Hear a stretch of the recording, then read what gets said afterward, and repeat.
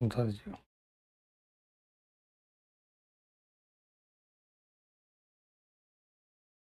जय हिंद प्यारे बच्चों, आप सभी का खान ग्लोबल में स्वागत है। मैं अमरीन श्रीवास्तव। आज हम लोग चर्चा करने वाले हैं किस टॉपिक पे। जो टॉपिक है वो क्या, आपका सोर्स ऑफ हिस्ट्री। कल हम लोगों ने पूरा हिस्ट्री का सिलेबस देखा था, क्या क्या हिस्ट्री में आता है, कौन कौन सा होता है, कितने क्वेश्चंस आपके एग्जाम में आते हैं, क्या क्या पैटर्न होता है, सब कुछ आपके बारे में कल डिस्कस किया था। अभी बहुत सारी चीजें आपके डिस्कस करनी है, स्ट्रेटेजी क्या होगी हिस्ट्री पढ़ने की, तो बीच बीच में चर्चा हम लोग करते चलेंगे।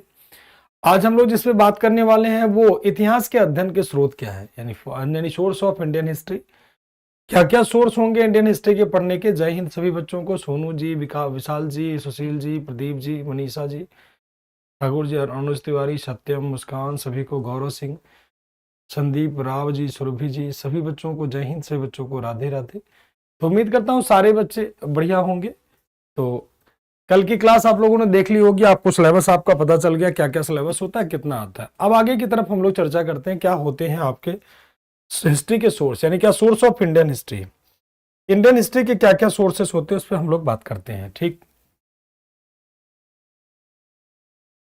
सोर्स ऑफ इंडियन हिस्ट्री यानी क्या, भारतीय इतिहास के स्रोत।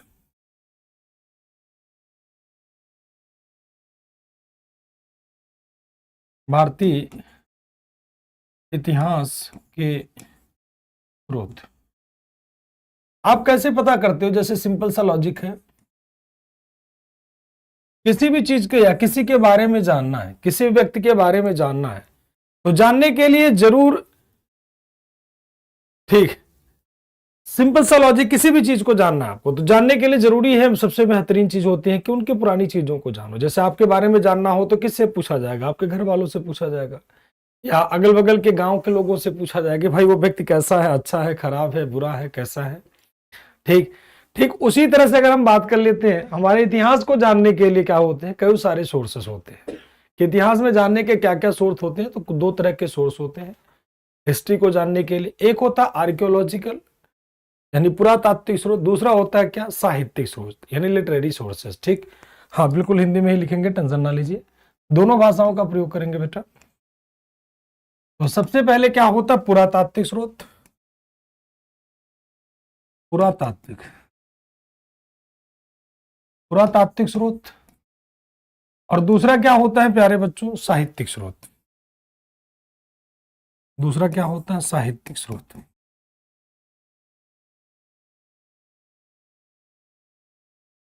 एक हो गया पुरातात्विक स्रोत, दूसरा हो गया साहित्यिक स्रोत। इसका चार्ट मैंने यहां भी बना दिया, देख लीजिएगा।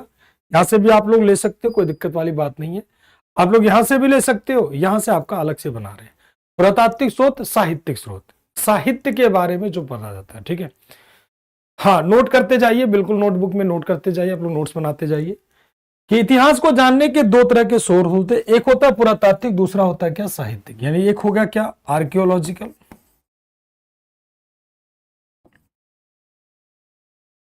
आर्कियोलॉजिकल सोर्स, और दूसरा हो जाएगा आपका क्या, लिटरेरी सोर्स यानी क्या, पूरा साहित्यिक स्रोत। दो तरह के स्रोत आपके इतिहास को जानने के होंगे। ठीक है, अब सबसे पहले अगर हम बात कर लेते हैं बेटा पुरातात्विक स्रोत, तो पुरातात्विक यहां पर देखो, इसको जो पढ़ने वाले होते हैं, मतलब इसको जो रीड करने वाले होते हैं, इसके जो ज्ञानी होते हैं, जिन्हें जो इसको पढ़ते हैं, जो इसको रीड करते हैं। हाँ नोट बनाइए, सभी बच्चों को बोल दिया नोट साथ साथ बनाते चलिए, नोट बनाते चलना है। जहां पर कहूंगा नोट आराम से बना लीजिएगा, वहां बाद में बनाएगा, अभी नोट आप लोग साथ साथ बनाते चलिएगा सारे बच्चे, क्योंकि अब आपकी हिस्ट्री स्टार्ट हो रही है। ठीक है, तो हिस्ट्री स्टार्ट का मतलब अभी मतलब बेसिक ही फेज में है। हिस्ट्री आपकी स्टोन एज से प्रॉपर स्टार्टिंग मानी जाती है, लेकिन इतिहास के यहां से भी पूछे जाते हैं। हाँ बिल्कुल नोट करना है बेटा, नोट बनाना है। हाँ ये सारा नोट्स आपको मिल जाएगा, आप आराम से इसको ले लेना।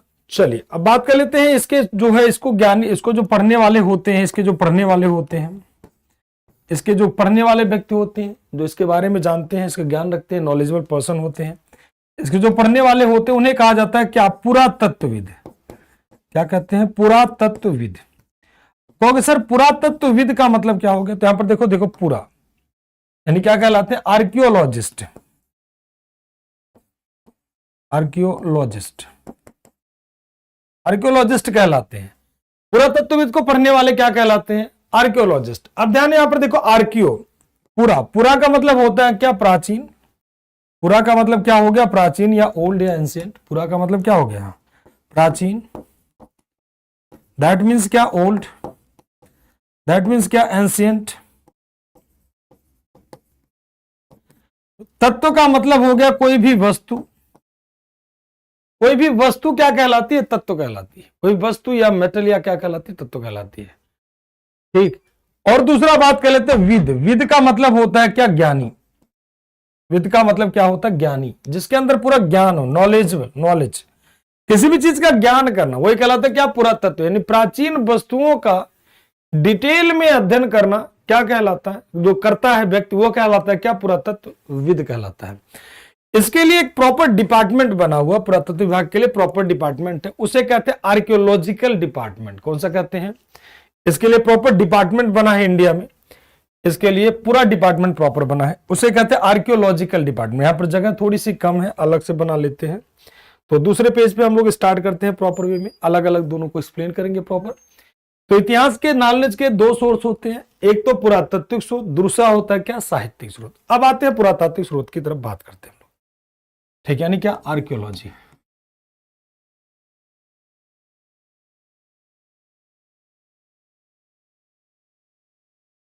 आर्कियोलॉजिकल सोर्स की तरफ जाते हैं हम लोग।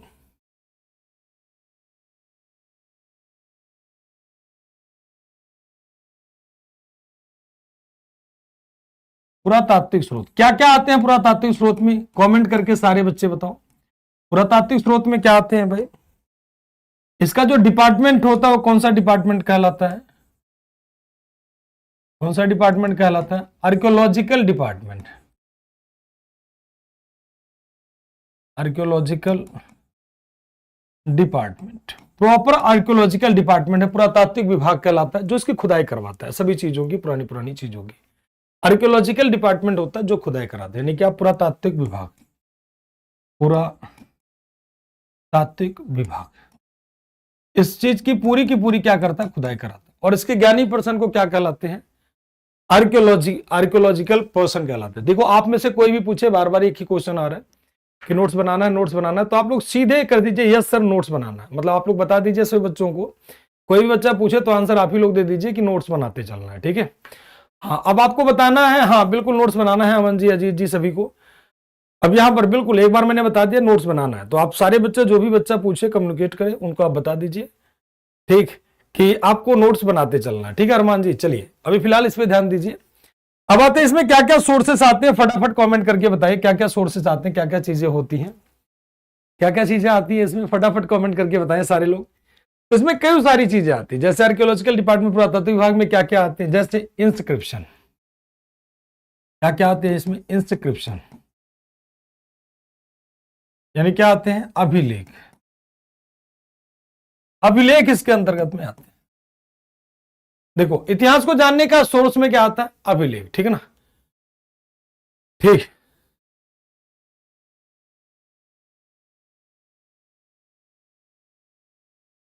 चलिए, फॉसिल हो गया, बहुत बढ़िया, आंसर सभी के आने शुरू हो गए।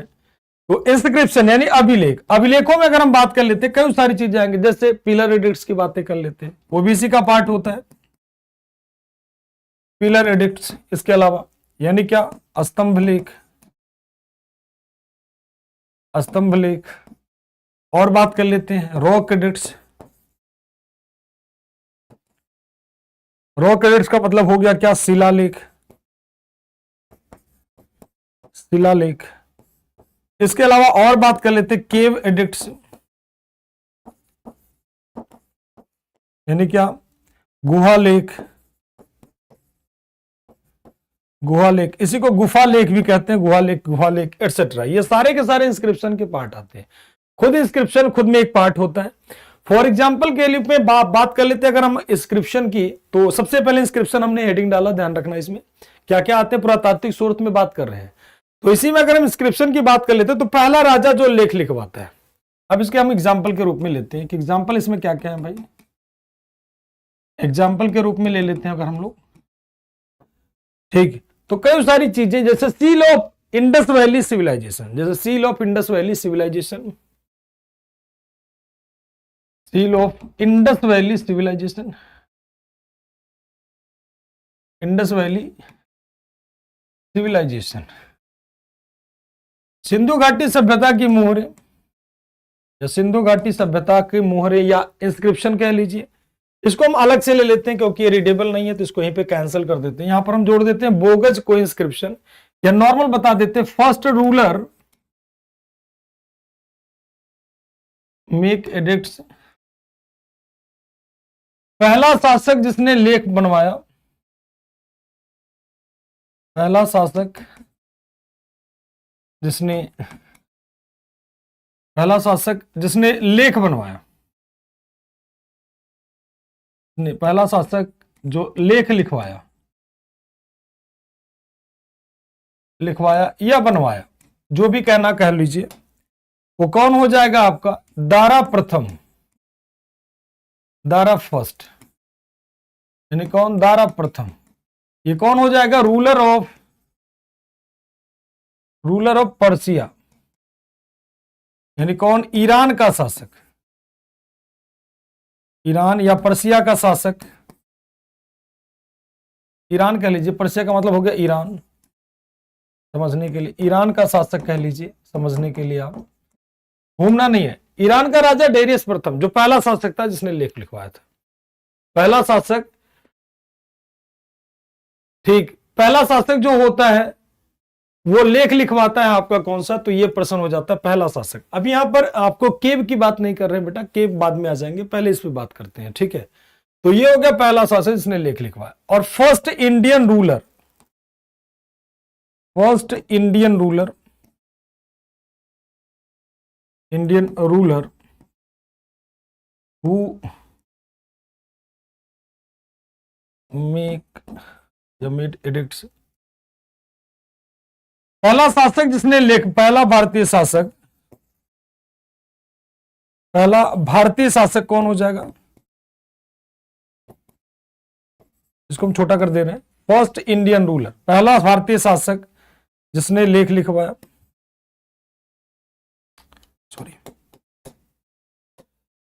पहला भारतीय शासक जिसने लेख लिखवाया, थोड़ा शब्दों को हम कम करना चाह रहे हैं, ने लेख लिखवाया, वो कौन माना जाता है, वो कौन माना जाएगा, फटाफट कमेंट करके बताइए। पहला शासक जिसने लेख लिखवाया वो कौन हो जाएगा आपका, हाँ, जो स्तंभ जो खंभे पे लिखा होता है, बिल्कुल बिल्कुल, हाँ, रिसोर्सेस होते हैं बेटा। देखो अभिलेख, स्तंभ पे लिखा गया अभिलेख, पत्थर पे लिखा गया लेख, इसको पूरा डिटेल पढ़ेंगे हम लोग मौर्य डायनेस्टी में। यहां पर आपको बस नॉर्मल पॉइंट बना रहे हैं। चलिए आंसर आना शुरू हो गया। कुछ लोग कहते हैं चंद्रगुप्त मौर्य, कुछ लोग कहते हैं अशोका। चंद्रगुप्त मौर्य को कंसीडर नहीं किया जाता, बल्कि किसे कंसीडर किया जाता है, तो अशोक को कंसीडर किया जाता है। अशोका, किसे मानोगे आप, अशोक को। ध्यान रखना एक नाम चंद्रगुप्त मौर्य भी मिलेगा, लेकिन उसे नहीं मानोगे क्योंकि वो आपके आंसर में नहीं माना जाता है। चंद्रगुप्त मौर्य आपके आंसर में नहीं माना जाता है, ठीक। आपका आंसर में क्या रहेगा, अशोका। लेख का मतलब जैसे आप अपनी बातें लिखवाना चाहते हो कि राजा कैसा सोचता है, क्या करता है, क्या नहीं करता है, तो आपका आंसर क्या हो जाएगा, अशोक, ठीक है। बढ़िया आंसर सही बच्चों का। तो अशोक किससे प्रभावित हुआ था, तो ईरान के राजा डेरियस, इसी से इंस्पायर होकर के बनवाता है, इसी से इंस्पायर होकर के क्या बनवाता है, अपना एडिक्ट्स लिखवाने का काम करता है। किससे इंस्पायर हुआ था, ईरान के राजा डेरियस से, ठीक। तो अब ये सारे हो गए आपके रेक एडिक्ट्स और दुनिया भर के। इसके अलावा और देखोगे ओल्डेस्ट एविडेंस भीमबेटका से, ठीक, ये सारी चीजें मिलती हैं। और बात कर लेते हैं हम लोग क्या मिलता है, तो चित्रकारी से मिलता है। अगला बात कर लेते हैं पेंटिंग, यानी चित्रकला, चित्रकारी के साक्ष्य कहां पर मिलते हैं, बताएं आप लोग। चित्रकला जिसे कहते हैं, पेंट करते हैं, तो पेंटिंग एविडेंस हमें कहां से मिलते हैं, तो ओल्डेस्ट एविडेंस हमें कहां से मिलते हैं, ओल्डेस्ट एविडेंस यानी प्राचीनतम साक्ष्य कहां से मिलते हैं, कौन बताएगा।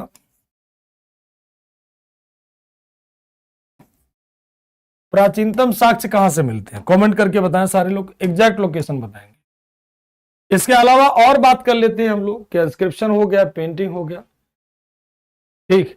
तो ये सारे अभिलेख, मतलब इतिहास को जानने के लिए हम लोग क्या करते हैं, अभिलेख लिखवाते हैं। अभिलेख, ध्यान रखना, अभिलेख लिखवाया कि अभिलेख से हमें कैसे कैसे पता चलेगा कि कौन सा राजा क्या सोचता था, क्या करता था। जैसे अशोक के बारे में हमें कैसे पता चला कि अशोक का शासन दक्षिण भारत में था, उत्तर भारत में था, यहां पर था, वहां पर था। तो कैसे पता चलता है?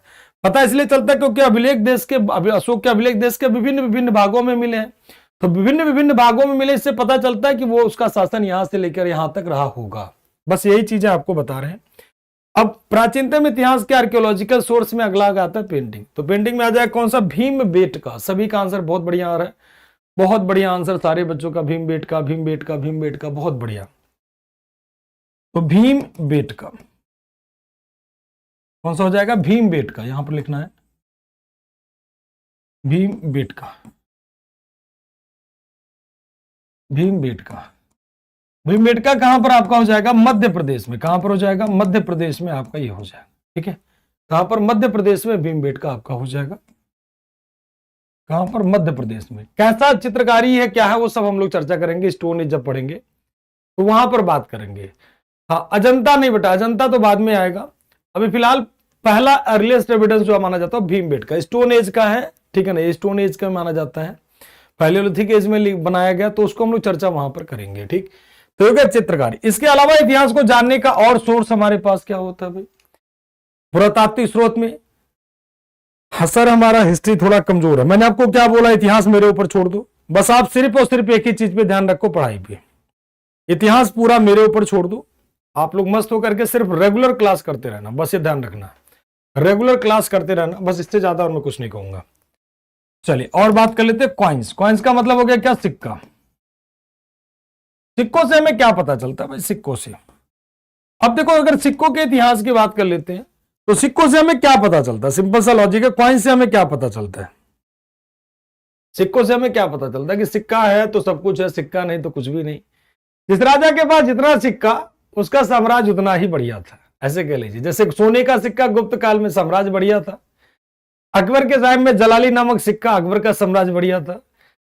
तो ये सारी चीजें होती थी। सर कभी दरारा लिखी पुस्तक, कभी दरार द्वारा लिखी, मतलब क्या लिख रहे हो विवेक जी, आपका पूरा लाइन अच्छे से लिखो। ठीक, विशाल जी इतिहास के अध्ययन के स्रोत पढ़ा रहे हैं। ठीक है, इतिहास के अध्ययन के क्या क्या स्रोत होते हैं, एकदम टाइम से नहीं रहोगे, बीच में इंटर करोगे तो फिर कैसे पता चलेगा क्या पढ़ रहे हैं। ठीक है, क्योंकि कोई राजवंश नहीं पढ़ रहे हैं हम लोग, क्या पढ़ रहे हैं सारे बच्चे बता दीजिए, क्योंकि टॉपिक बिखरा हुआ है। बीच में आएगा बच्चा ऐसे पूछेगा सर कौन सा टॉपिक चल रहा है, क्योंकि उसे चाहिए टॉपिक की गजनी गोरी कासिम मिल जाए। तो टॉपिक नहीं चल रहा, अभी आपका स्टार्टिंग चल रहा है इतिहास का। सिक्कों से हमें कैसे पता चलता, तो पहला सिक्का कहां पर लिखवाया गया, तो सिक्का वैदिक काल में, यानी फर्स्ट कॉइन्स की बात करोगे, अगर फर्स्ट कॉइन्स की बात करोगे सिक्कों का, तो वैदिक काल में माना जाता था। कॉइन्स की बात कर लेते हैं, इससे हमें पता चलता है कि राजा कौन सा मजबूत था। अब कॉइन्स की बात कर लेते हैं, तो वैदिक काल की अगर हम बात कर लेते हैं, सबसे पहले वैदिक काल की बात कर लेते हैं।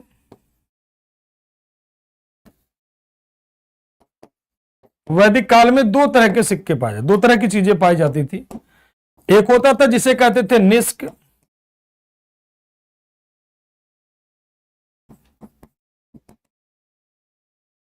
निष्क, दूसरा होता था क्या, तो शतमान कहते थे।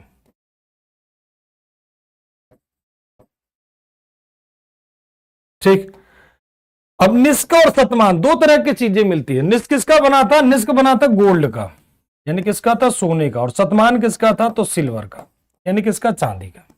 ये सोने का था, ध्यान रखना, और ये सोना का बना हुआ था, ये किसका था, चांदी का। ठीक, अब सोना क्या होता था, ध्यान रखना यहां पर, सोना क्या होता था, सोना, तो सोना कहते थे, सोना पहनने के काम आता था, पहनने के। ठीक, सोना क्या होते हैं, पहनने के काम आता है, पहनने के काम आता है, पहनने के काम आता है। लेकिन इसमें डिस्प्यूट है, कुछ विद्वान कहते हैं कि नहीं, ये सोना पहनने के लिए नहीं, बल्कि समान वस्तुओं को लेने देने में भी काम आता था। लेकिन मोस्टली विद्वान कहते हैं पहनने के काम आता है। दैट मीन्स जिसे सोना हम लोग नहीं मान सकते हैं। ठीक, सेल खड़ी वाला अलग हिसाब होता है, सिंधु घाटी, अभी उसमें भी आएंगे। सेल खड़ी अलग चीज होता है, वो मोहर प्रॉपर नहीं मानी जाती थी, उसे सिक्का का हम लोग काउंट नहीं करते बेटा। ठीक है, सेल खड़ी को सिक्का काउंट नहीं करते हैं, इसमें शतमान को कहते थे, ये चांदी के एक सिक्का होता था, मतलब एक शतमान बराबर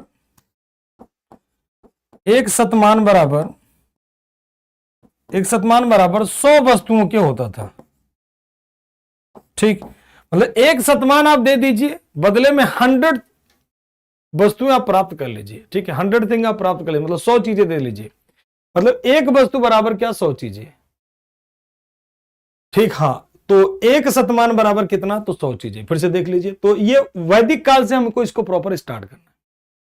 हाँ, वैदिक काल में आप फर्स्ट कॉइन के रूप में कह सकते हो शतमान, जो चांदी का था। ये सोने वाला सिक्का चांदी का नहीं कह सकते, मतलब पूरा सोना का सिक्का इसे नहीं कह सकते हो, इसे कॉइन्स को नहीं कह सकते। कॉइन्स को लेकर के डिस्प्यूट है विद्वानों के बीच में, तो सिक्का इसे हम लोग नहीं मान सकते। अब बात कर लेते हैं, वैदिक काल का कॉइन्स हो गया। इसके बाद कॉइन्स के बाद और चीजें हम लोग कर लेते हैं कि भाई इस काल में क्या मिलता है, हमें सिक्का मिलता है। अब आ जाते हैं महाजनपद काल की बात कर लेते हैं, सिक्कों में ही महाजनपद काल। महाजनपद, कितने महाजनपद थे प्यारे बच्चों? महाजनपद, कितने महाजनपद थे टोटल? 16 महाजनपद थे, 16 महाजनपद। सभी के आंसर आ गए होंगे यहां तक? क्लियर सभी का? एक बार कमेंट करके बता दीजिए सभी लोग, फटाफट क्लियर करके बता दें। यहां तक सभी का क्लियर है? फिर आगे चले, नहीं तो फिर दिक्कतें बढ़ती जाएंगी। आप लोगों में से कोई भी दिक्कत किसी को हो तो बता दीजिए। हाँ, ये मैंने आपको क्या बोला, अभी सिक्का नहीं बोला, इसको हमने गोल्ड कॉइन्स हमने कैंसिल किया। यहां पर ध्यान देखो, ये कॉइन्स हमने कैंसिल किया कि कॉइन्स नहीं मानेंगे इसे। यहां पर ध्यान से देखना, इसे कॉइन्स हमने कैंसिल किया। गलती से मत कर लेना कि वैदिक काल में सोने का सिक्का चलता था, इसी बात को लेकर तो डिस्प्यूट है। तो ये कॉइन्स नहीं मानते, कॉइन्स आपका शतमान होता था। ठीक, clear sir, clear sir, clear sir. Pallavi का, मोहम्मद नीम जी का, हर्ष जी का, बहुत बढ़िया। कृष्णा जी का, कृष्ण जी का, सभी का clear sir, clear sir, clear sir, clear sir. Karishka ji का, संदीप जी का, असित जी का। ठीक, हाँ, विशाल कुशवाहा जी, थोड़ा ध्यान लगाओ, कंसंट्रेट करो और एकदम कंसंट्रेट करो अच्छे से। ठीक, सो अभी हमको कुछ से समझा ही नहीं रहे भाई, इस काल में क्या क्या मिलता था वही समझा रहे हैं आपको। ठीक है, क्या क्या कैसे इतिहास पढ़ोगे आप। जैसे मान लीजिए आपके बारे में जानना है किसी को, ठीक है विशाल, तुम्हारे बारे में किसी को जानना है कि हु इज विशाल, विशाल कौन है, तो क्या करेगा, आपके अगल बगल के लोगों को पढ़ेगा। ठीक, अगल बगल के लोगों के बारे में जानेगा कि कैसा था विशाल, क्या था क्या नहीं था, वो सारी चीजें पूछेगा। ठीक है, वही चीज आपको बता रहे। हमारे इतिहास को जब जानोगे, भारत के इतिहास को, तो भारत के इतिहास को जानने के लिए इन सब चीजों को हम लोग क्या करेंगे बेटा, पढ़ेंगे। ठीक है, हाँ, बहुत बढ़िया, 100% क्लियर सर, 100%। अब आते हैं महाजनपद काल। तो वैदिक काल के बाद कल का क्लास जिसने देखा होगा 100% समझ में आ गया कि टॉपिक सर कैसे कैसे समझा रहे हैं। वैदिक काल के बाद कौन सा आएगा, बौद्ध काल, जैन काल, यानी पैरेलल चलेगा कौन सा, महाजनपद काल। तो महाजनपद काल में जो कॉइन्स होता था, इस काल में जो सिक्का होता था, कॉइन्स यानी सिक्का होता था, उस सिक्कों को क्या कहते थे, तो पंचमार्क कहते थे। क्या कहते थे, पंचमार्क वाले सिक्के। ये कौन सा सिक्का कहलाता था, पंचमार्क। कौन सा सिक्का, तो पंचमार्क वाला सिक्का। कौन सा सिक्का कहलाता था, पंचमार्क वाला सिक्का कहलाता। पंचमार्क वाला, इसे आहत वाले सिक्के कहते थे, मतलब इसमें चोट लगा करके इसे आहत वाले सिक्के कहते थे। आहत, आहत से वाले सिक्के, आहत वाले सिक्के कहलाते थे। इसमें अनेक चित्र होते थे। जब आप महाजनपद काल पढ़ोगे वहां पर आपको और डिटेल में समझाएंगे। इसमें अनेक चित्र बने होते थे, अनेक इमेज। ठीक है, डिफरेंट इमेजेस बने होते थे। ठीक, उसे को कहते थे क्या, तो पंचमार्क वाले। ठीक, पंचमार्क वाले सिक्के कहते थे, उसी को आहत वाले सिक्के इत्यादि नाम दिया जाता था। इसके बाद आते महाजनपद काल के बाद आप लोग कौन सा काल आ जाएगा, तो मौर्य काल। मौर्य काल के सिक्के को क्या कहते थे भाई, मौर्य डायनेस्टी की बात कर लेते हैं। यानी कौन सा काल, तो मौर्य काल। मौर्य काल में कौन सा सिक्का होता था, बताएं कमेंट करके सारे बच्चे। तो मौर्य काल में जो सिक्का होता था उसे कौन सा सिक्का कहते थे, उसे पर्ण कहते थे। मौर्य काल में कौन सा सिक्का होता था, हाँ अभी आगे चंद्रगुप्त मौर्य के शासन में ही मौर्य काल में जो सिक्का होता था उसे पर्ण कहते थे। पर्ण, उसे कहते थे क्या, तो पर्ण, यानी क्या, पर्ण कहते थे, पर्ण। और पर्ण किसका बना होता था, तो सिल्वर का, यानी किसका, चांदी का बना होता था। ठीक, अब इसके बाद समय बीतता गया, फिर आ गया टाइम क्या, पोस्ट मौर्य। कौन सा टाइम आ गया, पोस्ट मौर्य। सभी का क्लियर होता जा रहा है ना? देखो समय क्रम से चल रहे हैं। पोस्ट मौर्य काल आ गया, पोस्ट मौर्य यानी क्या? उत्तर मौर्य काल, उत्तर मौर्य, उत्तर मौर्य की बातें कर लेते हैं, पोस्ट मौर्य पीरियड की बात कर लेते हैं, यानी क्या? उत्तर मौर्य काल की बातें कर लेते हैं। उत्तर मौर्य काल में अगर कहोगे तो कौन सा सिक्का चलता था भाई? तो उत्तर मौर्य काल में कई सारे सिक्के चलते थे, कई सारे सिक्के चलते थे। जैसे देखो, सबसे पहले सोने का सिक्का यहीं पर स्टार्ट होता है, सबसे पहले, ठीक, सोने का सिक्का स्टार्ट होता था। कौन सा? तो गोल्ड कॉइन यहीं से स्टार्ट होता है। तो यहीं पर सबसे पहले क्या? फर्स्ट गोल्ड कॉइन यहीं से स्टार्ट होता है, फर्स्ट गोल्ड कॉइन्स यहीं पर स्टार्ट होता है। मैंने आपको बताया वैदिक काल में जो होता था निष्क, वो पहनने के काम आता था। फर्स्ट गोल्ड कॉइन्स यहीं पर स्टार्ट होता है, starting of first gold coin, starting of first gold coins, पहला सोने का सिक्का शुरू। अब बताओ, पहला सोने का सिक्का, सोने का सिक्का शुरू, ठीक, पहला सोने का सिक्का किसने जारी किया था? फर्स्ट गोल्ड कॉइन किसने जारी किया था? तो पहला गोल्ड कॉइन, हाँ, पहला गोल्ड कॉइन किसने शुरू किया था? फटाफट बताओ जल्दी से। तो कौन शुरू किया था? इंडो ग्रीक, यानी कौन? हिंद यूनानी लोग शुरू करते हैं, हिंद यूनानी लोग शुरू करते हैं। पहला सोने का सिक्का कौन शुरू करते हैं? तो इंडो ग्रीक के द्वारा शुरू किया जाता है, यानी किसके द्वारा? हिंद यूनानियों के द्वारा शुरू किया जाता है। किसके द्वारा? तो हिंद यूनानी लोग शुरू करते हैं। अब यहीं पर शुरू होता है कि starting of first pure gold coin,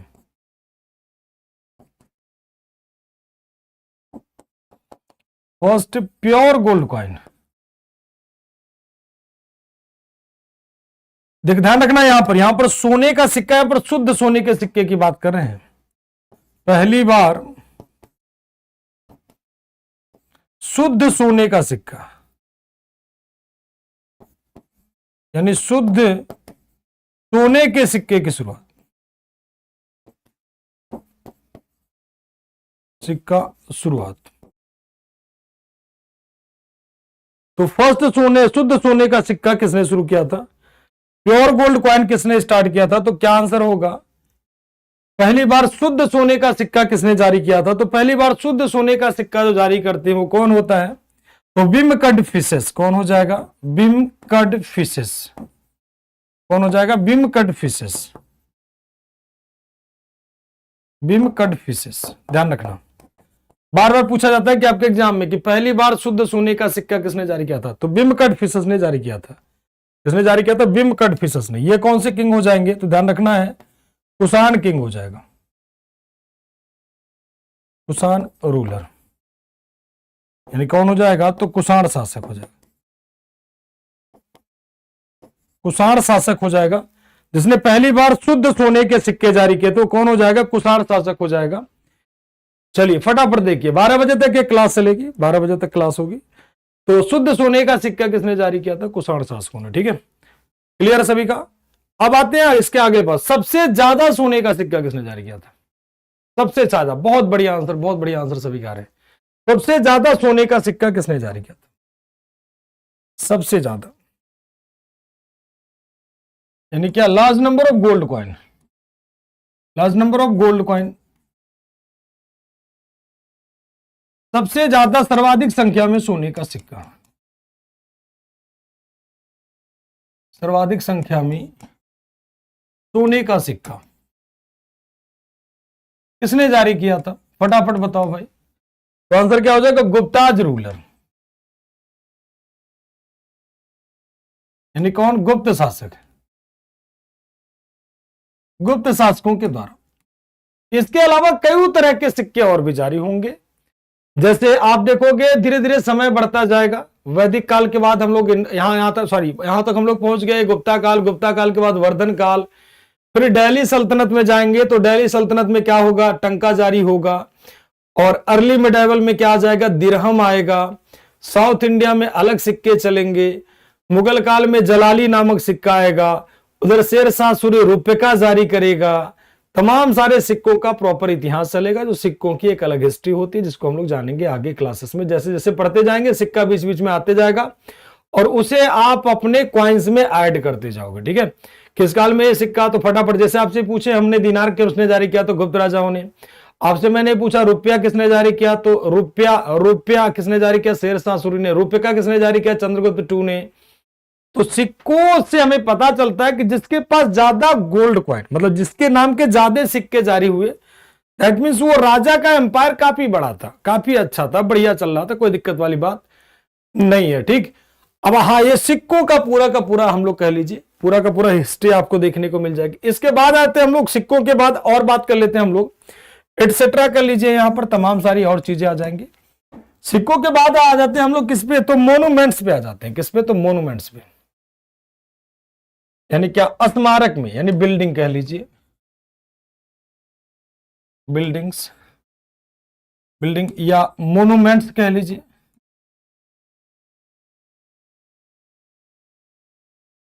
या इसी को हिंदी में कहते हैं स्मारक या भवन कह लीजिए समझने के लिए, स्मारक या भवन कह लीजिए समझने के लिए। तो इस काल में जैसे देखो कि किसी भी राजा का जो किला वगैरह मिलता है उससे भी हमें इतिहास का पता चलता है। गुप्त काल में आप बात करोगे स्मारक, जैसे आप यहां पर बात कर लेते हैं हम लोग मोन्यूमेंट्स की, तो इंडस वैली सिविलाइजेशन में आप देखोगे हड़प्पा, आप इंडस वैली सिविलाइजेशन में आप देखोगे हम लोगों को जो स्मारक मिलते हैं कौन से काल से, इंडस वैली सिविलाइजेशन से हमें मिलते हैं। यानी क्या, सिंधु घाटी सभ्यता से हमें कई सारी चीजें मिलती हैं। सिंधु घाटी सभ्यता से हमें कई सारे बिल्डिंग मिलते हैं, जैसे यहां पर असेंबली हॉल से लेकर के, हाँ मकबरा भी कह सकते हो, तमाम सारी चीजें। तो असेंबली हॉल से लेकर के अन्य सारी चीजों से लेकर के सब कुछ पता चल जाएगा। ठीक, इन सभी चीजों के बारे में पूरी जानकारी चले। इंडस वैली सिविलाइजेशन में जितने भी बिल्डिंग्स हो गए, मोन्यूमेंट्स हो गए, इन सारी चीजों के बारे में पूरा A to Z सारा कुछ पता आपको चल जाएगा। ठीक है, कि सिंधु घाटी सभ्यता में क्या क्या चीजें होती थी, कैसे होता था, क्या नहीं होता था, ये सारी चीजें आपका क्या हो जाएगा इंडस वैली सिविलाइजेशन में। जैसे यहां पर बिल्डिंग में बात करोगे तो हड़प्पा हो गया, मोहनजोदारो के बिल्डिंग हो गए, मोहनजोदारो। ठीक, धौलावीरा हो गया, आप कह लीजिए लोथल हो गया। ये सारे जो प्लेस यहां पर कुछ ना कुछ चीजें सब में है जो आपके काम में देखने को मिल जाएगी। समय बदलता जाएगा और बातें कर लेते हैं धीरे धीरे करके यहां पर। ठीक, दशावतार टेम्पल की बातें कर लेते हैं। तो बिल्डिंग में यहीं पर स्मारक में कई सारी चीजें आ जाएंगी, जैसे इसमें टेम्पल आ जाएंगे, मोन्यूमेंट्स आएंगे, टोम्ब आएंगे। यहां पर अगर बिल्डिंग में बात करोगे तो बिल्डिंग में कई सारी चीजें आती है, जैसे टेम्पल हो गया, यानी क्या मंदिर हो गया, जैसे आपका बिल्डिंग हो गई, कोई भवन हो गया, यानी कोई भी फोर्ट हो गया, कोई भी किला हो गया, ये सारा का सारा इसी में आ जाता है। कोई किला हो गया, कोई भी टोम्ब हो गया, यानी मकबरा हो गया, ठीक, एटसेट्रा कह लो, जितनी भी सारी चीजें सब इसी में आ जाएंगी, बिल्डिंग में ही आ जाएंगी, जैसा कि आप सबको पता है। अब आ जाते हैं जैसे स्मारक की बात कर लेते हैं, जैसे यहां पर टेम्पल की बात कर लेते हैं, दशावतार टेम्पल, दशावतार मंदिर कहां पर है, फटाफट कमेंट करके बताओ। दशावतार मंदिर, दशावतार मंदिर हो गया। और बातें कर लेते हैं, दशावतार टेम्पल की बातें कर लेते हैं।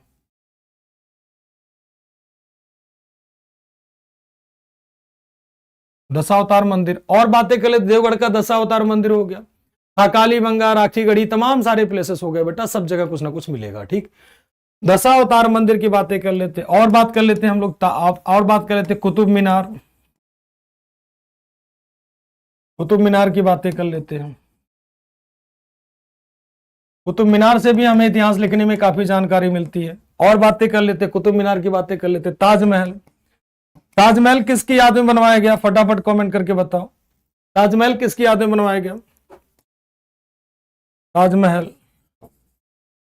रेड फोर्ट, यानी क्या, लाल किला, एटसेट्रा कर लीजिए। ये सारी के सारी चीजें आपकी आ जाती हैं।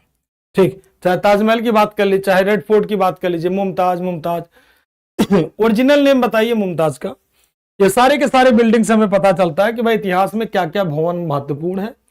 इतिहास में जिससे अब कोई बिल्डिंग देख करके अनुमान लगा लेते हो कि भाई इस समय का इतिहास बढ़िया रहा होगा, इस समय का इतिहास बढ़िया रहा होगा, एटसेट्रा कह लीजिए, तमाम सारे अन्य सारी चीजें इसमें क्या होंगे, ऐड हो जाएंगे।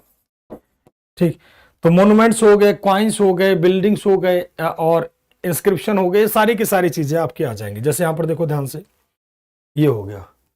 ठीक, अरे मुमताज का ओरिजिनल नेम पूछ रहे हैं, रियल नेम क्या था मुमताज का, वास्तविक नाम क्या था? वास्तविक नाम मुमताज का क्या था?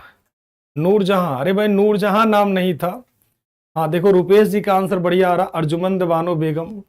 हाँ भटनेर दुर्ग कह सकते हो, तमाम सारे दुर्ग हैं बेटा, जितना दुर्ग इच्छा करे उतना ऐड कर लीजिए। हाँ समुद्रगुप्त मौर्य कोई नहीं है, दृष्टि जी समुद्रगुप्त मौर्य नहीं, समुद्रगुप्त है, मौर्य नहीं है उसके आगे। ठीक है, अर्जुमंद बानो बेगम, सुदेश चौधरी, बहुत बढ़िया आंसर सभी के। अर्जुमंद बानो बेगम।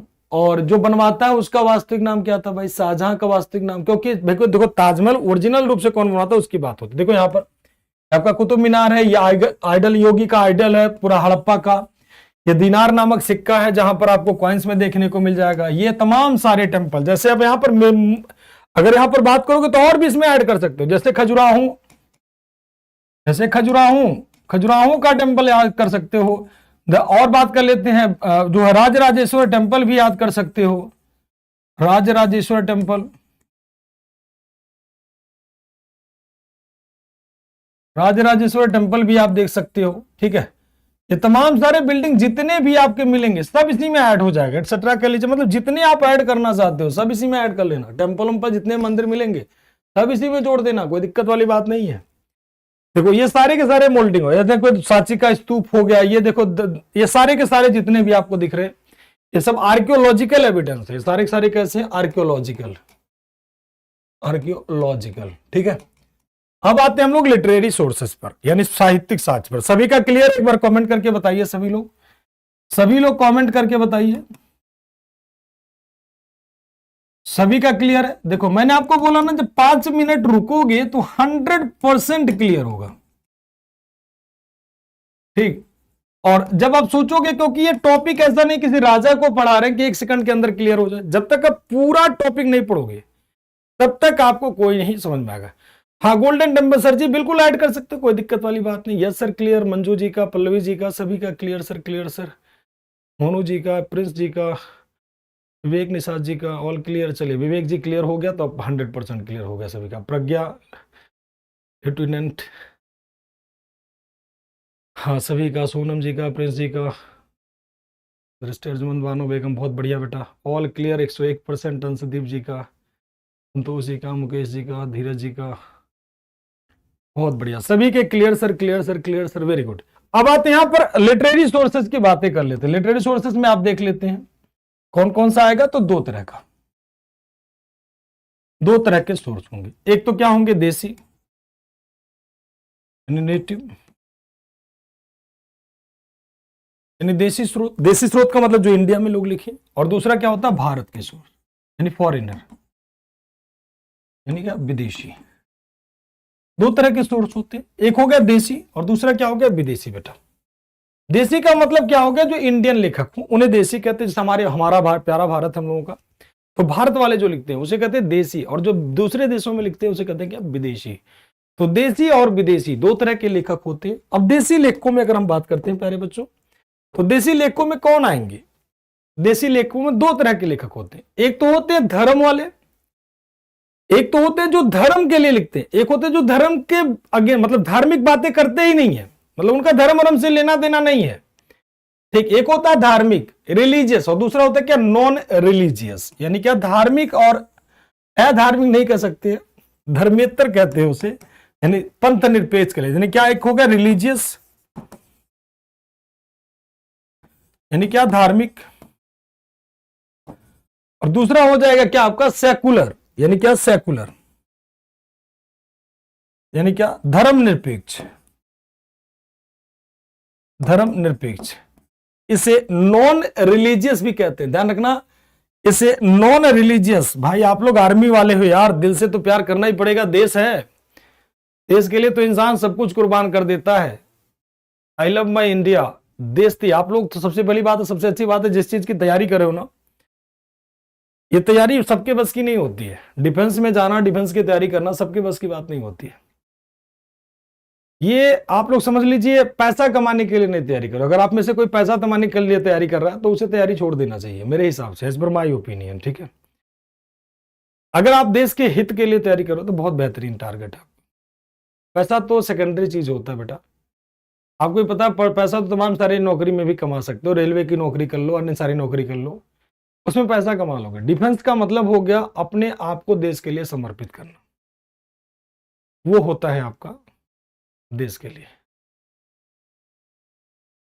देश के लिए समर्पण उसे कहते हैं, अपने आप को देश के लिए समर्पित करना। आपकी ड्यूटी जो है ना, ये मत सोचो कि आपकी ड्यूटी छोटी मोटी है, आपकी बहुत बड़ी ड्यूटी है, यानी बहुत अच्छी ड्यूटी है। आप लोग जब आर्मी में जाते हो, एक दिन अगर भारत की आर्मी हटा लिया जाए तो भारत में दूसरे देश का कब्जा होगा, ये आपको बढ़िया से पता है। एक दिन अगर सेना का हटा लिया जाए ना तो भारत में दूसरे देशों का कब्जा होगा। आप लोगों को तो मेरा सल्यूट रहता है यार, अगर आपने तैयारी भी कर लिया ना तो भी बहुत बड़ी बात है। एक दिन, मैंने कहा ना, एक दिन छोड़ो, घंटे के लिए हटा लिया जाए, एक आवर्स के लिए हटा लिया जाए, तो भी भारत में क्या कंडीशन होगी आप अनुमान नहीं लगा सकते। तो आप लोग तो इतने बड़े सोल्जर हो, रियली बता रहा हूं कि दिल खुश हो जाता है। आपकी तैयारी को मेरा हमेशा सलाम रहता है। जो बच्चा जिस दिन सोच लेता है ना कि मुझे देश के हित के लिए जाना है, रियली बता रहा हूं, मैं उसे बड़े प्यार से बात करता हूं। मुझे कोई भी आर्मी का बंदा मिल जाता है, कभी भी इतना रिस्पेक्ट देता हूं कि आप बिलीव नहीं करोगे। चाहे वो बच्चा तैयारी ही क्यों ना कर रहा हो, मेरे पास आता है, मैं बहुत प्यार से बात करता हूँ। जितने बच्चे मेरे से पढ़े हैं, आप, लंबा टाइम हो गया, 2012 से ही पढ़ा रहा हूँ। मेरा एक डिफेंस के बच्चों के प्रति एक अलग ही लगाव रहता है। एक अलग मतलब, एक बाकी बच्चों के कंपेयर, ऐसा नहीं कि उनसे लगाव नहीं रहता, उनसे भी लगाव रहता है।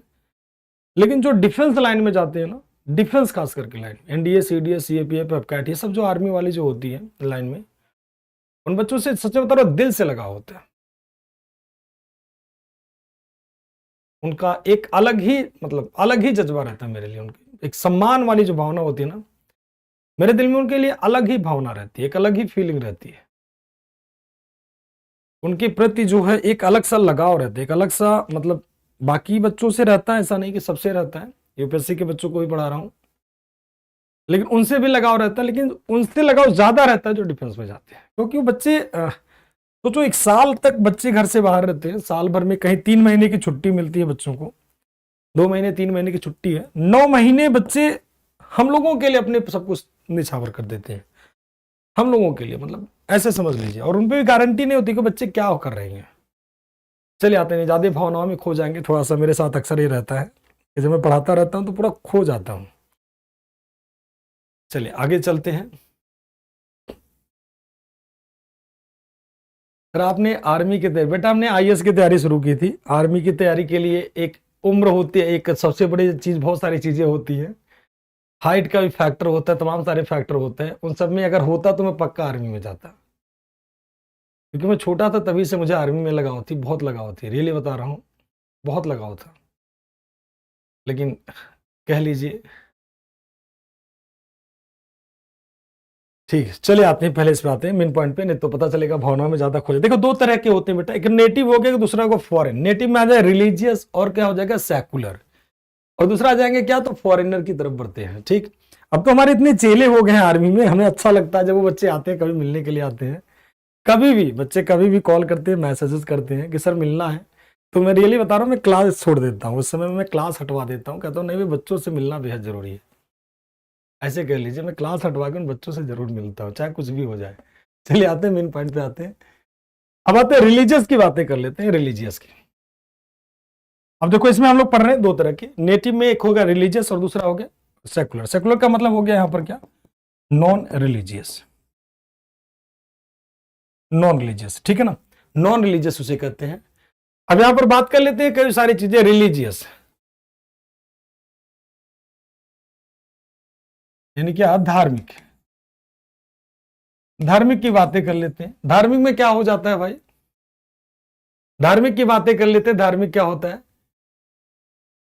धार्मिक की बातें कर लेते हैं। धार्मिक में कई सारी चीजें होती हैं।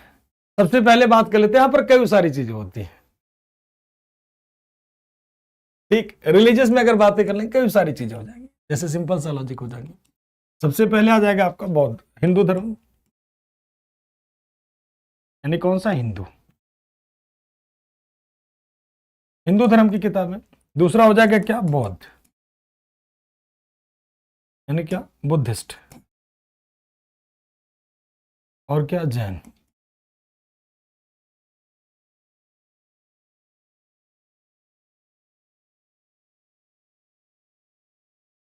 सॉरी,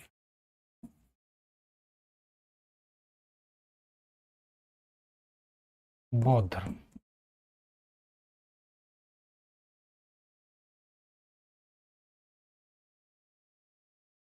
यानी जैन। अब देखो हिंदू धर्म की किताबों में अगर हम बात कर लेते हैं तो कौन कौन सी किताबें आ जाएंगी आपकी? वेदास, यानी क्या? वेद। और क्या आ जाएंगे? तो ब्राह्मण, यानी क्या? ब्राह्मण। अरण्यक,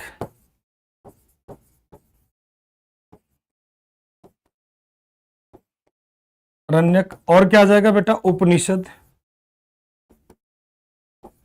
उपनिषद, उपनिषद। इसके अलावा और क्या आ जाएगा? रामायण,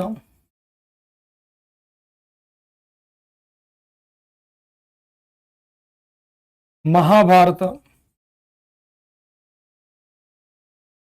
महाभारत, महाभारत, कुरल, कुरल। तमिल, दक्षिण भारत की किताब है कुरल। ये सारे के सारे हिंदू धर्म की किताब, वेद, ब्राह्मण, अरण्यक, उपनिषद, ये सारी के सारी बात कर लेते हैं। ये सारे जितने भी रिलीजन से संबंधित किताबें हो जाएंगी, ठीक है। हाँ, हिंदुस्ट, जैनिज्म, बहुत बढ़िया। तो ये सारे के सारे, ये सारी की सारी किताबें जो हो जाएंगी आपका, हाँ गीता भी कह लीजिए, कोई दिक्कत वाली बात नहीं, गीता बिल्कुल कह सकते हैं, गीता। ये सारी की सारी किताबें आपकी हो जाएंगी हिंदू धर्म की किताब। जैसे वेद हमारे पास क्या है? 4 हैं। चारों वेदों में 4 अलग अलग चीजें बताई जाती हैं कि कैसे कैसे वेद होता है, क्या क्या होते हैं। ये हिंदू धर्म की किताबें हो जाती हैं हिंदू धर्म की। अब बौद्ध धर्म की बातें कर लेते हैं तो बौद्ध धर्म में क्या आता है भाई? बौद्ध धर्म में क्या आता है? तो त्रिपिटक। बौद्ध धर्म से हमें इतिहास में क्या पता चलता है? त्रिपिटक, यानी क्या? त्रिपिटक। त्रिपिटक में कौन कौन से पिटक होते हैं भाई? तो विनय पिटक, शुद्ध पिटक, अभिधम्म पिटक। जैसे क्या? विनय पिटक, यानी क्या? विनय पिटक। और विनय पिटक, और क्या हो जाएगा? सुत्त पिटक।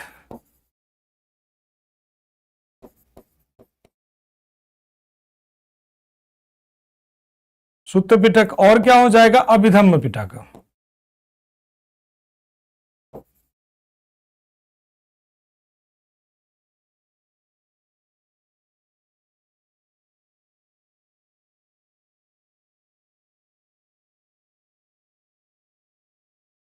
अभिधम्म पिटक।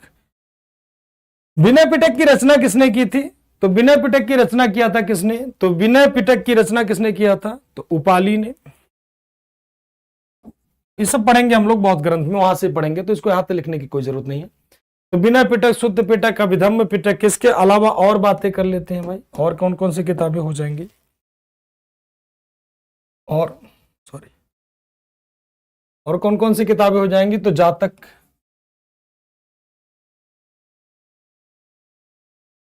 जातक हो जाएंगी। इसके अलावा और कौन सी किताबें हो जाएंगी? ललित विस्तार, बहुत बढ़िया, ललित विस्तार, ललित विस्तार एडविन अर्नोल्ड की किताब है, ललित विस्तार। ये तमाम सारी किताबें होंगी। मिलिंद पहो,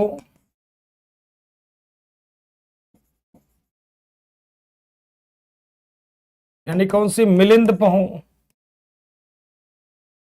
बुद्ध चरित्र, बुद्ध चरित्र, बुद्ध चरित्र। इन सब बौद्ध ग्रंथों से हमें भारत के इतिहास के बारे में जानकारी मिलती है। इसके अलावा एटसेट्रा ऐड कर देते हैं इसी में। अब आते हैं जैन ग्रंथ की बातें कर लेते हैं। अब जैन ग्रंथ में क्या हो जाएगा? तो कलर यहां पर चेंज कर देते हैं ताकि आपको समझने में, लिखने में भी कोई दिक्कत ना हो। तो जैन ग्रंथों में अगर हम बात कर लेते हैं तो जैन ग्रंथ कौन कौन से आ जाएंगे भाई? जैन ग्रंथों में अगर हम बात कर लेते हैं तो जैन ग्रंथ आपके कौन हो जाएंगे? तो अंग हो जाएंगे। हाँ, मनु स्मृति बेटा सब हिंदू में, देखो सारे हिंदू ग्रंथ हिंदू में आ जाएंगे, चाहे वो मनु स्मृति हो, चाहे नारद स्मृति हो, पराशर स्मृति हो, ये सारे के सारे आपके इसी में आ जाएंगे। ठीक है, सारे के सारे आपके इसी में आ जाएंगे। कोई भी ऐसा चीज हो तो आपके सारा का सारा इसमें आ जाएगा। और बौद्ध ग्रंथ में जातक हो गए, विनय पिटक, शुद्ध पिटक, अभिधम्म पिटक, ये सारा इसमें आ जाएंगे। सारा जब पढ़ेंगे हम लोग वेद पूरा एक्सप्लेन करेंगे चैप्टर वाइज, यहाँ पर एक्सप्लेन करने की ज्यादा जरूरत है नहीं, सिर्फ और सिर्फ इतना जानिए कि ये सब आपके काम में आते हैं। ठीक, अब आते हैं जैन ग्रंथ की बातें कर लेते हैं। तो जैन ग्रंथ की बातें कर लेते हैं।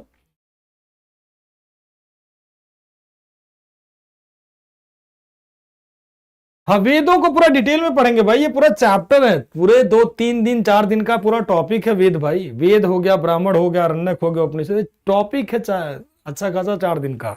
ऐसा नहीं कि हाँ वेद कर देते, तो भाई इतिहास को जानने के स्रोत होते हैं हमारे पास। ठीक है, और बातें कर ले, जैन ग्रंथ की बातें कर लेते हैं। जैन ग्रंथ में क्या क्या आते हैं? तो जैन ग्रंथ में आ जाते हैं क्या? अंग, यानी कि अंग, और क्या आ जाएंगे? उपांग, यानी क्या आ जाएंगे? उपांग, उपांग, और क्या हो जाएंगे? अंग हो गए, उपांग हो गए। और बात कर लेते हैं, अंग हो गया, इसमें आ गया, और क्या आ गया? उपांग आ गया। इसके अलावा जैन ग्रंथों में और बातें कर लेते हैं भाई। जैन ग्रंथ में अंग हो गए, उपांग हो गए। नेक्स्ट बात कर लेते हैं हम लोग, जो है आगम, आगम, कल्पसूत्र, एटसेट्रा कर दो, तमाम सारी किताबें आएंगी जैन ग्रंथ की।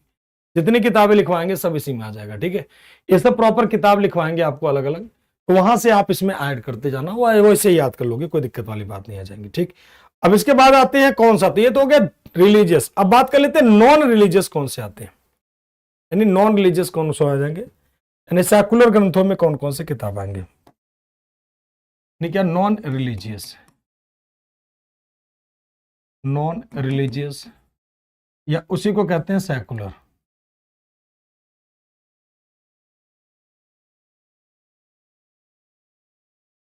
सेकुलर,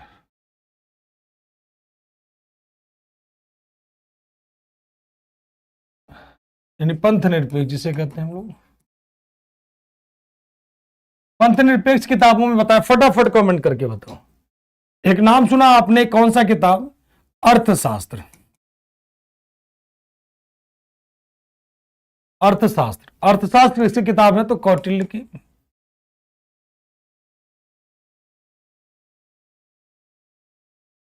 किसी किताब हो जाएगी? तो कौटिल्य। किसी किताब हो जाएगी? तो कौटिल्य का अर्थशास्त्र। मुद्रा राक्षस,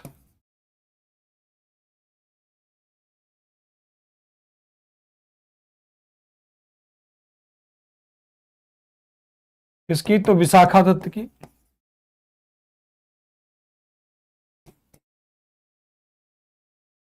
मुद्रा राक्षस किसकी हो जाएगी? तो विशाखा दत्त की। विशाखा दत्त की किताब। हाँ, बहुत बढ़िया। कॉन्स्टिट्यूशन नहीं बेटा, कॉन्स्टिट्यूशन इसमें नहीं ऐड करेंगे मोनू जी, कॉन्स्टिट्यूशन नहीं। ठीक है, हाँ, कॉन्स्टिट्यूशन नहीं ऐड होता है। पेरिप्लस ऑफ द एर्थरियन सी, हाँ इसे भी ऐड कर सकते हो, लेकिन वो विदेशी में, अभी तो देश की बातें कर रहे हैं ना, इंडिका ये सब विदेशी हो जाएंगे बेटा, फॉरेन हो जाएंगे। ठीक है ना, इंडिया वाली बात करोगे, इंडिया की कौन कौन सी हो जाएंगी, इंडिया की बातें करते हैं हम लोग, अभी इंडिया वाली बात कर लेते हैं। ठीक, तो ये इंडिया वाले, तो ये तो हो गया फॉरेन की, मतलब ये तो सारी किताबें हो गई कौन? रिलीजियस। और ये हो जाएगा नॉन रिलीजियस, नॉन रिलीजियस मुद्रा राक्षस।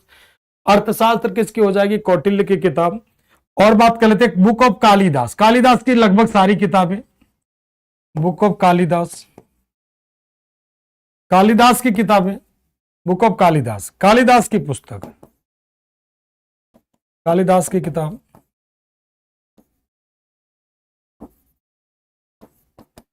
कहोगे सर कालिदास की किताबें कौन सी हैं? तो 7 किताबें कालिदास ने लिखी हैं, जैसे मालविका, अग्निमित्रम, अभिज्ञान शाकुंतलम, विक्रमो उर्वशी, कुमार संभव, रघुवंशम, तमाम सारी किताबें कालिदास की हैं।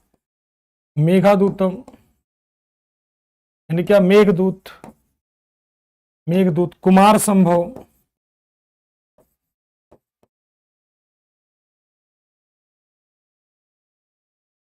कुमार संभव,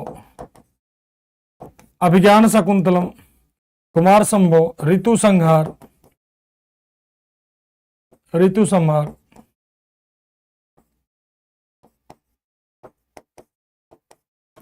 ऋतु संहार एटसेट्रा कह लीजिए। तमाम सारी किताबें महाकवि कालिदास की हैं, कुल 7 किताबें हैं, 7 के 7 किताबें आपको लिखवा देंगे। हाँ बहुत बढ़िया, तुलिका का आंसर आ गया। पंचतंत्र, बहुत बढ़िया किताब, बहुत बढ़िया। तो इन किताबों में आप ऐड कर सकते हो पंचतंत्र, पंचतंत्र, पंचतंत्र, हर्ष की किताब नागानंद, नागानंदा, नागानंद, रत्नावली, रत्नावली, रत्नावली। और बात कर लेते हैं प्रियदर्शिका, प्रियदर्शिका। ये सारी की सारी किताबें आपको देखने को मिल जाएंगी, प्रियदर्शिका। और बात कर लेते हैं राजत रंगनी,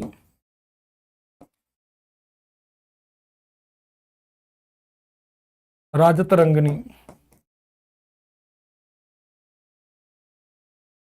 राजत रंगनी। जो किताबें हैं देखो, राजत रंगनी यहीं पर पूरा किताबें हैं आपके प्रॉपर वे में, राजत रंगनी, ठीक, राजत रंगनी।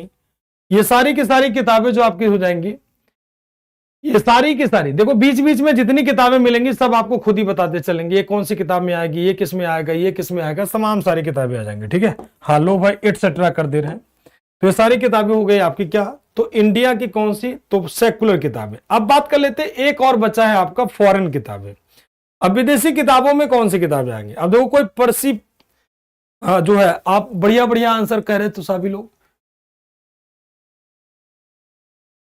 हाँ सर, ये सारी किताबें आपको फ्यूचर में पढ़ाएंगे, सारी किताबों के बारे में फ्यूचर में आपको बताएंगे। ये सिर्फ और सिर्फ आपको बता रहे हैं कि इतिहास के पढ़ने में हम लोग कौन कौन से सोर्स यूज कर रहे हैं, ठीक है, कौन कौन से,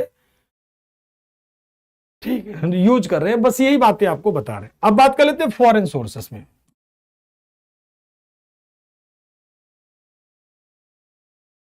यानी विदेशी लेखक, यानी क्या, विदेशी लेखक, यानी विदेशी सोर्स। विदेशी लेखकों में तमाम सारे लेखक आते हैं। स्टार्ट करते हैं इंडिका से, indica of Megasthenes, indica of Megasthenes, Megasthenes की इंडिका, मेगास्थनीज की इंडिका,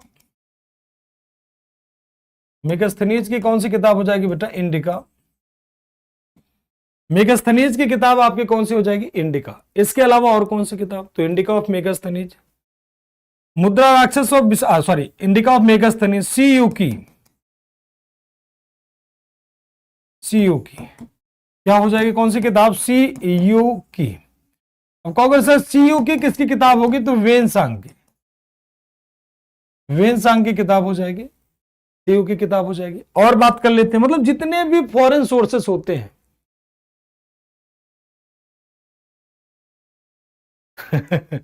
तो ये सारे के सारे फॉरेन सोर्सेस में आप हो जाएंगे।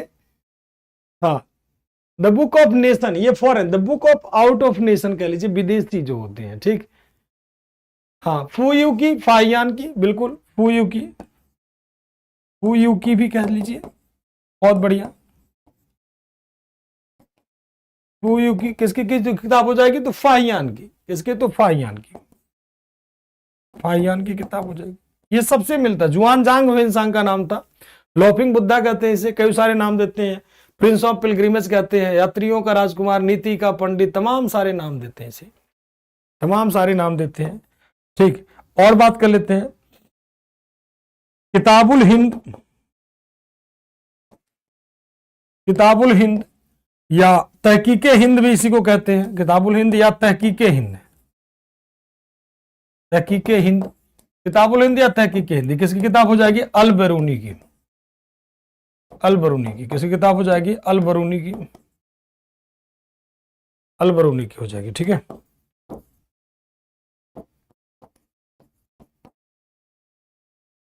किताबुल हिंदी या तहकीक हिंदी एटसेट्रा कर देते हैं, तमाम सारी और किताबें। ठीक, तो आज का सेशन हम लोग यहीं पे रखेंगे। आप लोगों के मन में जो भी डाउट हो तो आप लोग पूछ लीजिए, सभी का क्लियर है एक बार बता दीजिए। और पूरी ईमानदारी से, पूरे डेडिकेशन से, घर वाले जो उम्मीद करते हैं कि बेटा हमारा बड़ा नाम करेगा, उस पर आप लोग 100% खरा उतरिए और अपने घर वालों का नाम जरूर रोशन करिए और बेहतरीन, और हमारा भी नाम रोशन होगा आपके साथ। कहीं भी पढ़ोगे कहोगे अमरीन सर से पढ़ा था हिस्ट्री, कहीं भी पढ़ोगे ना, बोलोगे अमरीन श्रीवास्तव ने हमें हिस्ट्री पढ़ाई है। सभी बच्चों से मुकाबला करने की क्षमता आपके अंदर रही है। All clear sir, all clear sir, all clear sir. Karan ji का, करुण जी का, हाँ लिख लीजिएगा, इसको बना लीजिएगा, प्रॉपर नोट्स बना लीजिएगा, आप में से पीडीएफ आपको मिल जाएगा। हाँ, मुगल शासक सबके बारे में पढ़ेंगे बेटा, सारे के बारे में। कल तो सिलेबस पूरा ही तो डिस्कस किया। ऑल क्लियर सर, पल्लवी, अनुज, कमलेश जी, खुशबू जी, दृष्टि जी, आशीष जी, सभी का clear sir, clear sir, clear sir, clear clear clear, सब जगह क्लियर। वेरी गुड, चलिए बहुत बढ़िया। सर दारा प्रथम, डेरियस प्रथम कोई अंतर नहीं है। डेरियस प्रथम का ही नाम दारा प्रथम था, ठीक है। एक हकमनी डायनेस्टी थी, उसी डायनेस्टी का वो राजा था डेरियस या दारा। इस बार जीएस की फैकल्टी नाइस है। चलिए अच्छी बात है। तो आज की क्लास यहीं रखते हैं।